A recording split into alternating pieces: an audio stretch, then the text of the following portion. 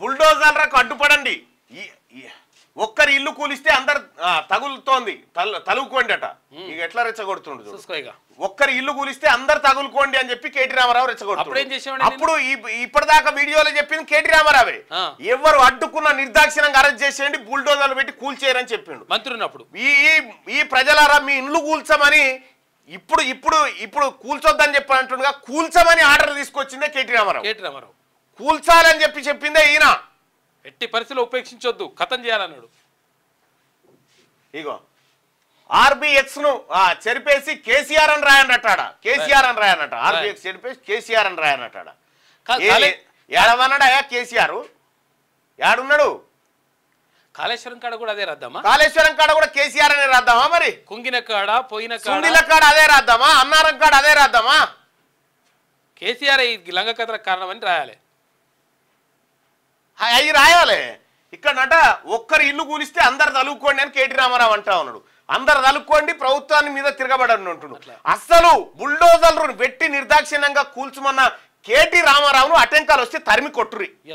అసలు కారకుడు ఈయనే, మున్సిపల్ శాఖ మంత్రిగా ఉండే ఆయనే మొదలు పెట్టిండు, ఆయన్ని చేసిండు ఇదంతా కథలని. రేవంత్ కాదు, ఆయన తాత వచ్చినా ఏమీ చేయలేడు.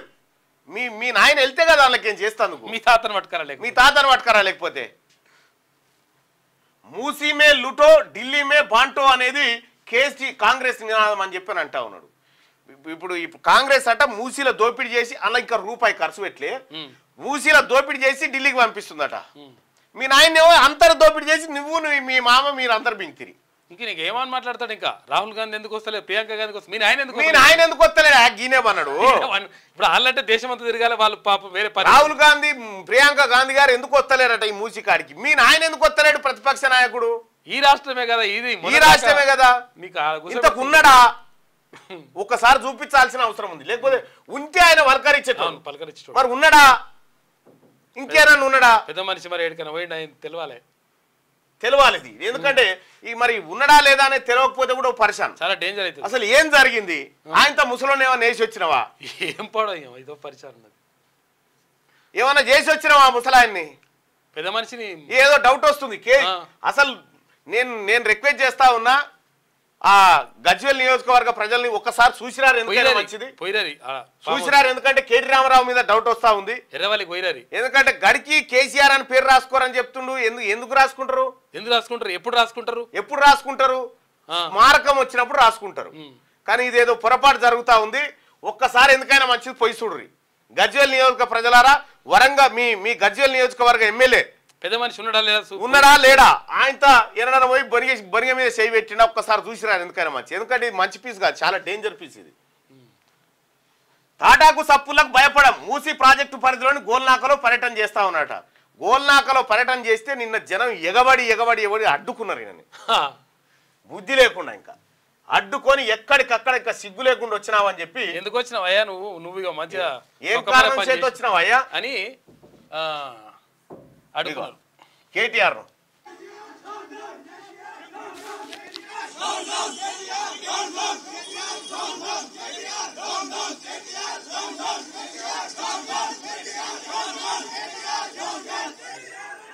ఇది కొండా సురేఖ మీద రఘునందన్ రావు గారు కొండా సురేఖ గారికి అక్క అని ఒక అదేదో చిన్న పులమాల కూడా అదేదో నూలుపోగులకు సంబంధించింది వేసింది.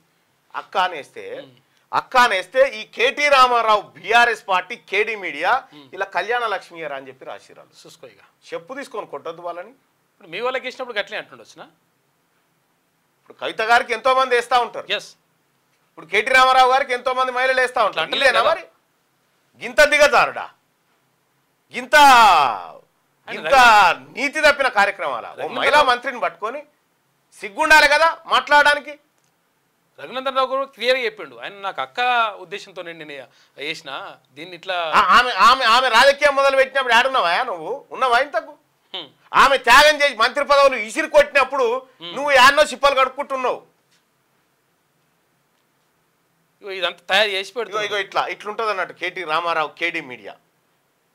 దొంగనా కొడుకు ఒకడొకడు అందులో పెడతా ఉంటే ఎట్లా తిడుతున్నారు? అలా దొంగనా కొడుకు అని తిడతా ఉన్నారు జనాలు, వాళ్ళని పబ్లిక్ తిడుతురు.